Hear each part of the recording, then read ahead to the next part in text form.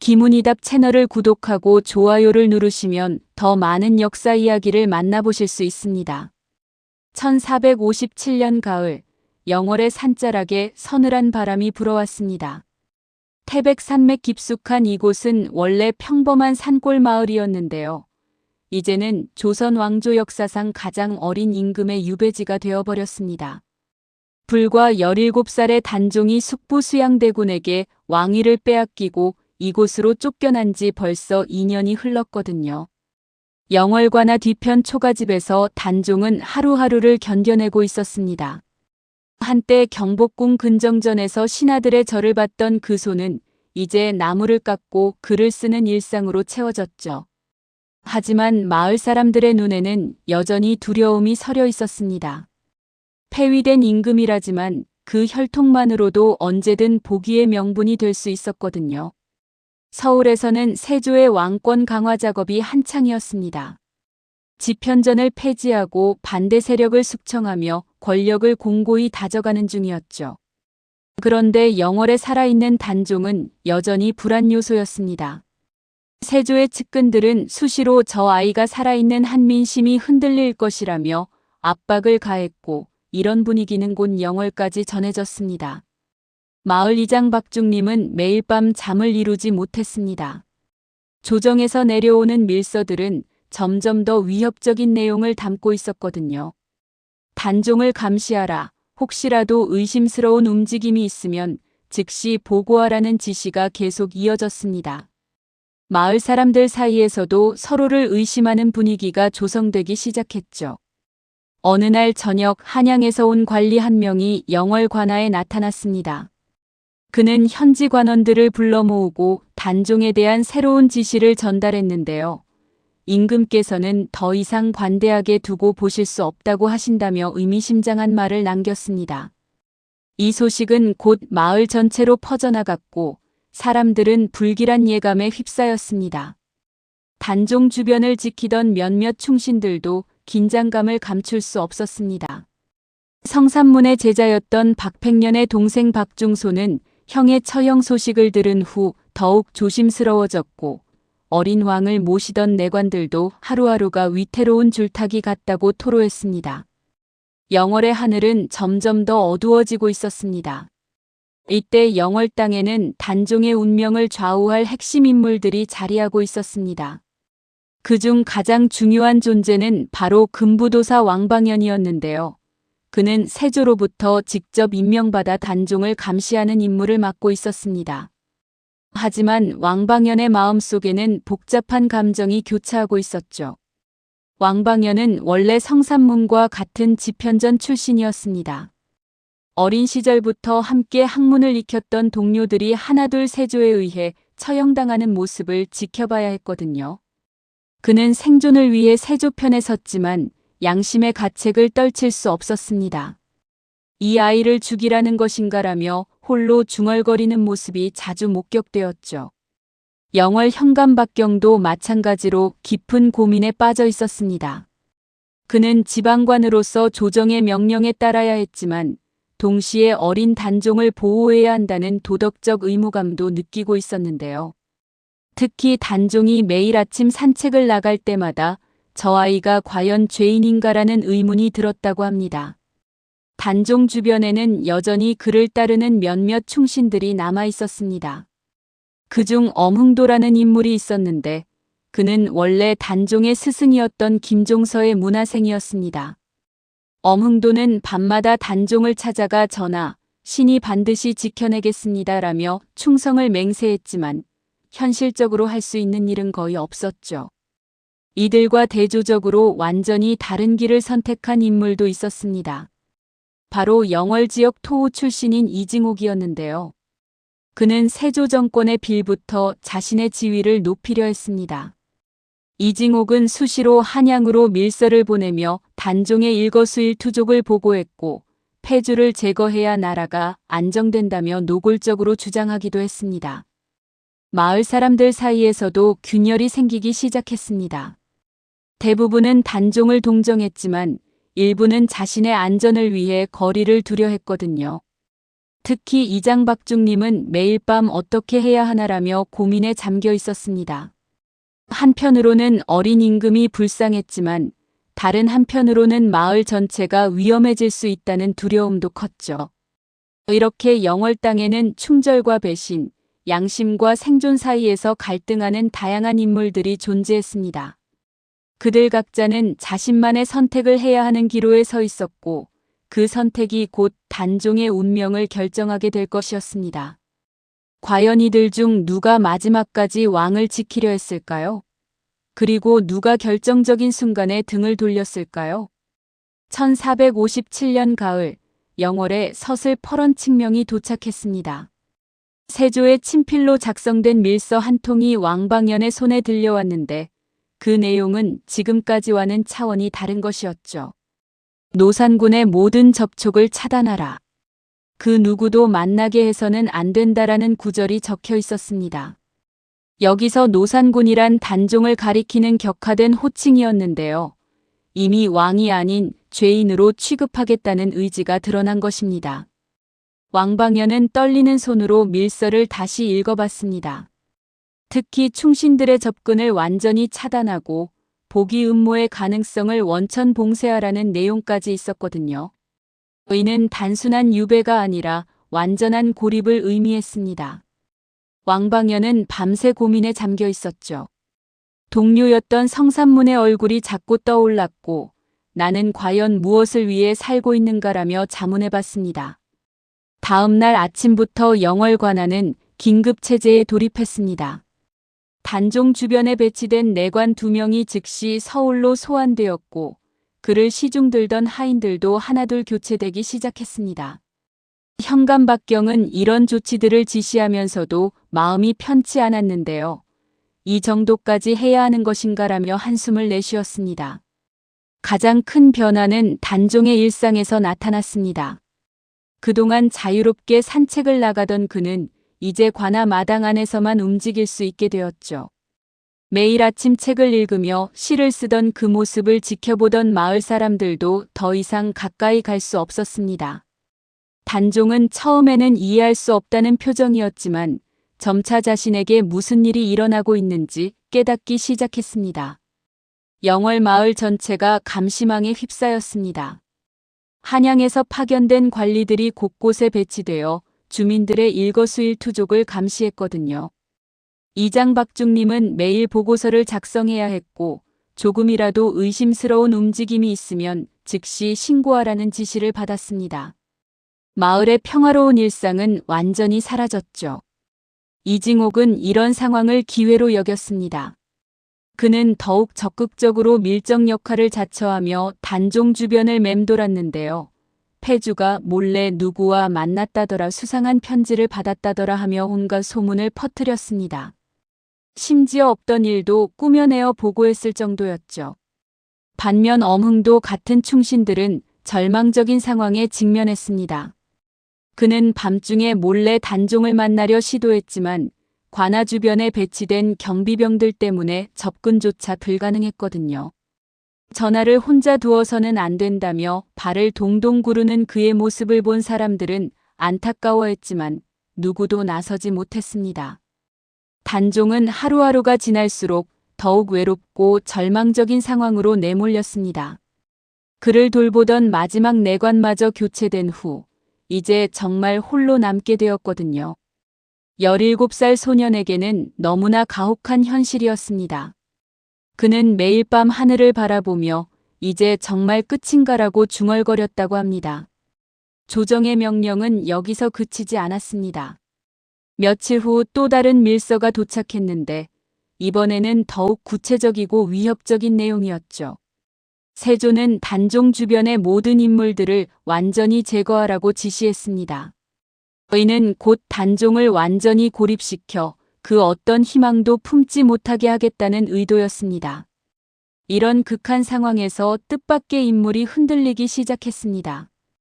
바로 현감박경의 가장 믿을 만한 부하인 아전 김덕수였는데요. 그는 지금까지 묵묵히 단종을 보살펴왔던 충직한 관리였습니다. 하지만 아내가 셋째 아이를 임신한 상황에서 갑작스러운 제안을 받게 되었죠. 한양에서 내려온 밀사가 김덕수를 따로 불러 충격적인 이야기를 꺼냈습니다. 자네만 협조한다면 한양 육조에 자리를 마련해 주겠다. 가족들의 안전도 보장하고 말이야. 밀사는 김덕수의 약점을 정확히 파악하고 있었거든요. 그의 큰아들이 과거 시험을 준비하고 있다는 사실까지 알고 있었습니다. 김덕수는 그날 밤 잠을 이루지 못했습니다. 한편으로는 어린 단종이 불쌍했지만 다른 한편으로는 가족의 미래가 걸린 문제였거든요. 내가 한 번만 눈을 감으면 우리 집안이 대대로 잘 살 수 있는데. 이런 생각이 머릿속을 맴돌았습니다. 아내 역시 남편의 고민을 눈치채고 당신이 옳다고 생각하는 대로 하세요라며 조심스럽게 말했죠. 며칠 후 김덕수는 결정적인 순간을 맞게 됩니다. 엄흥도가 몰래 그를 찾아와 단종 전하께 편지 한 통만 전해달라고 부탁했거든요. 평소 같았다면 당연히 도왔을 텐데 이번에는 달랐습니다. 김덕수는 한참 망설이다가 죄송합니다. 지금은 너무 위험해서 라며 거절했습니다. 엄흥도의 실망한 표정을 보며 그는 가슴이 찢어질 것 같았죠. 이런 내부의 균열은 마을 전체로 확산되었습니다. 이제까지 단종을 몰래 도왔던 사람들 사이에서도 의심과 불신이 생기기 시작했거든요. 누군가 밀고 하고 있다는 소문이 돌았고 서로를 의심하는 분위기가 조성되었습니다. 특히 김덕수가 한양 관리들과 자주 만난다는 사실이 알려지면서 의혹은 더욱 커졌죠. 현감 박경도 이런 변화를 감지했습니다. 그는 김덕수를 따로 불러 요즘 무슨 일이 있느냐고 물었는데 김덕수는 아무것도 없습니다라며 시선을 피했습니다. 박경은 직감적으로 뭔가 잘못되고 있음을 느꼈지만 구체적으로 뭐라고 할 수 없는 상황이었죠. 그 역시 세조의 압박 속에서 힘든 나날을 보내고 있었거든요. 단종 주변의 감시는 더욱 삼엄해졌습니다. 이제 그가 쓰는 편지 한 장까지도 검열을 받아야 했고 심지어 혼잣말조차 감시당하는 지경에 이르렀습니다. 왕방현은 매일 상세한 감시 보고서를 작성해야 했는데 오늘 노상군은 아침 8시에 기상하여 책 2권을 읽었고 오후에는 뜰에서 걸음을 걸었음 이런 식으로 기록해야 했죠. 가장 가슴 아픈 일은 단종이 점점 무기력해져 간다는 것이었습니다. 처음에는 상황이 나아질 것이라고 희망을 품었던 그였지만 이제는 그마저도 포기하는 모습을 보였거든요. 나는 이제 왕이 아니구나. 이런 말을 중얼거리는 그의 모습을 본 사람들은 모두 눈물을 흘렸습니다. 17살 소년에게는 너무나 혹독한 현실이었죠. 영월의 늦가을은 유난히 춥게 느껴졌습니다. 마을 곳곳에 스며든 불신과 배신의 기운이 사람들의 마음마저 얼어붙게 만들었거든요. 누군가는 양심을 지키려 애쓰고 있었고 누군가는 생존을 위해 타협을 선택했습니다. 과연 이 상황에서 단종을 끝까지 지켜낼 사람이 있을까요? 아니면 모두가 결국 등을 돌리고 말 것일까요? 1456년 12월 20일, 운명의 날이 밝았습니다. 한양에서 금부도사 왕방현에게 마지막 밀명이 도착했거든요. 검은 비단에 쌓인 작은 보따리, 그 안에는 모든 것을 끝낼 사약이 들어있었습니다. 왕방현은 떨리는 손으로 밀서를 펼쳤는데 노산군의 목숨을 끊으라. 너희는 왕명이다라는 차가운 글귀가 눈에 들어왔죠. 왕방현은 그 자리에서 무너져 내렸습니다. 그는 지금까지 수많은 죄인들을 처형해온 냉혹한 관리였지만 이번만은 달랐거든요. 어찌 내가 선왕의 혈육을 해칠 수 있단 말인가. 그는 밤새 방안을 서성이며 괴로워했습니다. 하지만 왕명을 거역할 수도 없는 상황이었죠. 거부했다간 그의 가족까지 모두 죽임을 당할 테니까요. 새벽 5시 왕방현은 마침내 결단을 내렸습니다. 그는 사약을 품에 넣고 단종이 머물고 있는 관아로 향했거든요. 평소보다 더욱 무거운 발걸음이었습니다. 관아 앞에 도착하자 경비병들이 예의를 갖춰 인사했지만 그의 얼굴은 죽은 사람처럼 창백했죠. 전하를 배워야겠다. 그의 목소리는 떨리고 있었습니다. 단종은 그때 작은 방에서 책을 읽고 있었습니다. 왕방연이 들어오자 고개를 들었는데 평소와 다른 분위기를 단번에 눈치챘거든요. 무슨 일로 이렇게 일찍 오셨습니까? 단종의 목소리에는 이상한 예감이 스며들어 있었습니다. 왕방연은 한참 동안 말을 잇지 못했죠. 전하. 왕방연이 떨리는 목소리로 입을 열었을 때 그의 눈에서 눈물이 흘러내렸습니다. 신이 어찌 이런 일을. 그는 무릎을 꿇고 앉았거든요. 단종은 이제야 상황을 이해했습니다. 아, 그런 일이구나. 놀랍게도 단종의 목소리는 담담했죠. 17살 소년치고는 너무나 의연한 모습이었습니다. 울지 마시오. 이미 예상했던 일이니까요. 단종이 왕방연을 위로했습니다. 오히려 사약을 가져온 사람이 더 괴로워하는 기묘한 상황이었거든요. 단종은 창밖을 바라보며 그동안 영월 사람들이 참 좋았어요. 나를 왕이 아닌 그냥 한 사람으로 대해줬거든요라고 말했습니다. 그의 목소리에는 원망보다는 감사함이 더 많이 섞여 있었죠. 왕방연은 견딜 수 없었습니다. 전하, 제발 도망가시기 바랍니다. 신이 길을 터드리겠습니다. 그가 마지막 희망을 붙잡으려 했지만 단종은 고개를 저었거든요. 그랬다가 영월 사람들이 모두 화를 당하겠어요. 나 하나 때문에 무고한 사람들이 죽을 수는 없습니다. 이 말을 들은 왕방연은 더욱 오열했죠. 바로 그때 문 밖에서 발소리가 들렸습니다. 현감박경이 급히 달려온 것이었거든요. 그는 왕방연이 새벽 일찍 관하로 향한다는 소식을 들고 불안한 마음에 따라온 것이었죠. 도사님, 무슨 일이십니까? 박경이 문을 열자 참혹한 광경이 펼쳐졌습니다. 바닥에 무릎 꿇은 왕방연과 의연히 앉아있는 단종의 모습 말이에요. 박경은 순간 모든 것을 이해했습니다. 그 역시 무릎을 꿇으며 전하, 신이 대신 이라고 말했지만 단종이 손을 들어막았거든요. 현감, 그대는 영월 백성들을 잘 보살피시오. 그것이 나에 대한 마지막 충성입니다. 단종의 마지막 당부였죠. 세 사람은 모두 눈물을 흘리며 말없이 앉아 있었습니다.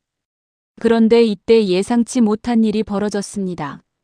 문 앞에서 지켜보던 경비병 중 한 명이 갑자기 뛰쳐나간 거예요.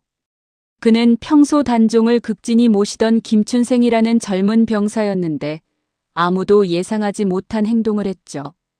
이 사실을 세조 전하께 즉시 알려야겠다. 그의 외침이 관아 전체에 울려 퍼졌습니다. 사람들은 깜짝 놀랐습니다. 김춘생이 누구보다 단종을 아끼던 사람이었거든요. 매일 단종의 식사를 챙기고 추울 때면 이불을 더 가져다 주던 그 사람이 배신자였던 거예요. 박경은 얼굴이 새파랗게 질렸습니다. 춘생아, 너 무슨 짓을 하는 거냐? 그가 소리쳤지만 이미 늦었죠. 김춘생은 벌써 말을 타고 한양을 향해 질주하고 있었습니다. 알고 보니 김춘생은 처음부터 세조가 심어놓은 밀정이었습니다. 그는 지난 몇 달 동안 단종의 일거수일투족을 세세하게 보고해왔거든요. 단종이 어떤 책을 읽는지, 누구와 대화하는지, 심지어 잠꼬대까지도 기록해서 보고했던 거예요. 전하께서 보기를 꿈꾸고 계신다는 거짓 보고도 여러 차례 올렸죠. 단종은 이 모든 상황을 지켜보며 쓸쓸하게 웃었습니다. 그래, 나를 가장 가까이에서 지켜주던 사람이 가장 큰 적이었구나. 그의 목소리에는 분노보다는 깊은 절망이 배어 있었거든요. 17살 소년에게는 너무나 잔혹한 현실이었습니다. 더 충격적인 건 김춘생이 떠나면서 남긴 말이었습니다. 도사님, 서둘러 일을 처리하시기 바랍니다. 혹시나 전하께서 도망가시려 한다면 즉시 제압하겠습니다. 그는 칼까지 빼들며 위협했거든요. 평소 온화했던 그의 모습은 온데간데 없었죠. 진짜 얼굴을 드러낸 순간이었습니다. 왕방연은 더 이상 망설일 수 없었습니다. 김춘생이 한양에 도착하기 전에 모든 걸 끝내야 했거든요. 그렇지 않으면 단종뿐만 아니라 영월의 모든 사람들이 영모 혐의로 몰려 죽임을 당할 테니까요. 전하, 이제 정말로. 그가 떨리는 손으로 사약을 꺼냈을 때 단종이 고개를 끄덕였습니다. 괜찮습니다. 어차피 예정된 일이었으니까요. 단종의 의연함이 오히려 더 마음을 아프게 했습니다. 그는 마지막으로 창밖을 바라보며 영월의 산이 참 아름다웠어요 라고 중얼거렸거든요. 그리고는 사약을 받아들였습니다. 1456년 12월 20일 조선의 6번째 왕 단종이 세상을 떠났죠. 하지만 비극은 여기서 끝나지 않았습니다. 김춘생이 한양에 도착해서 올린 보고서에는 충격적인 내용이 담겨 있었거든요. 영월 관리들이 노산군의 보기를 도모했으며 시신을 몰래 수습해 제대로 된 장례를 치르려 한다는 거짓 정보였죠. 이 보고를 받은 세조는 분노했습니다. 세조는 즉시 홍윤성에게 명령을 내렸습니다. 영월에 가서 노산군과 관련된 모든 자들을 처단하라. 한 명도 남겨두지 말고 뿌리까지 뽑아버려라. 그의 목소리는 얼어붙을 듯 차갑게 식어 있었거든요. 김춘생의 거짓 보고가 영월의 운명을 완전히 바꿔놓은 순간이었습니다. 홍윤성이 영월에 도착한 건 단종이 죽은 지 사흘 뒤였습니다. 그는 100명의 금이군을 이끌고 와서는 영월 관할을 포위했거든요. 가장 먼저 잡혀간 사람은 왕방연이었습니다. 내가 노산군의 보기를 도모했다는 증거가 있다. 홍윤성이 차갑게 말했지만 왕방연은 담담했죠. 그런 일은 없었습니다. 다만 전하를 인간적으로 모셨을 뿐입니다. 그의 대답이었거든요. 하지만 홍윤성은 들으려 하지 않았습니다. 그는 왕방연을 포박한 채 영월 장터에서 공개 신문을 벌였거든요. 노산군이 보기를 꿈꾸며 반역을 도모할 때 너는 어디에 있었느냐. 그가 소리쳤지만 왕방연은 끝까지 부인했죠. 전하는 그런 생각을 한 번도 하지 않으셨습니다. 오히려 영월 백성들을 걱정하셨을 뿐입니다. 이 말을 들은 홍윤성은 분노했습니다. 박경 현감도 같은 운명을 맞았습니다. 그는 왕방연보다도 더 혹독한 고문을 당했거든요. 내가 노산군에게 몰래 정보를 전달하며 보기를 부추겼다는 증언이 있다. 홍윤성이 거짓말을 늘어놓았지만 박경은 굽히지 않았죠. 저는 다만 한 사람의 현감으로서 영월에 거주하는 분을 보살폈을 뿐입니다. 그의 신념은 꺾이지 않았습니다. 더욱 충격적인 건 김춘생의 태도였습니다. 그는 홍윤성과 함께 영월 사람들을 신문하며 오히려 앞장서서 고발했거든요. 저 사람은 매일 전하의 침소를 정성껏 치우며 복귀를 기원했습니다.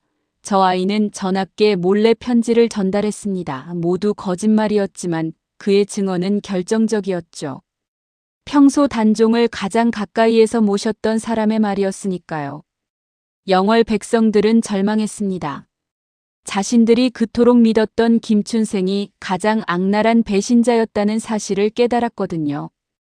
우리가 얼마나 순진했던가 한 노인이 한탄했습니다. 늑대를 양으로 믿고 있었구나. 마을 사람들의 원망과 분노는 하늘을 찔렀죠.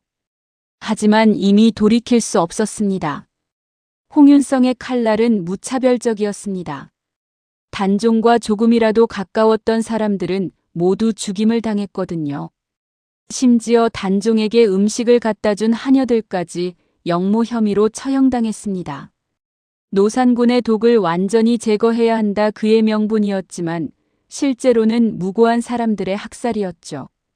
가장 참혹한 순간은 왕방연이 처형당하는 장면이었습니다. 그는 마지막까지 나는 단지 한 사람의 도사로서 맡은 바 임무를 다했을 뿐이다라고 외쳤거든요. 하지만 홍윤성은 들은 척도 하지 않았습니다. 반역자에게는 자비가 없다. 그의 냉혹한 한마디와 함께 왕방연의 목숨이 끊어졌죠. 박경 현감의 죽음도 마찬가지였습니다.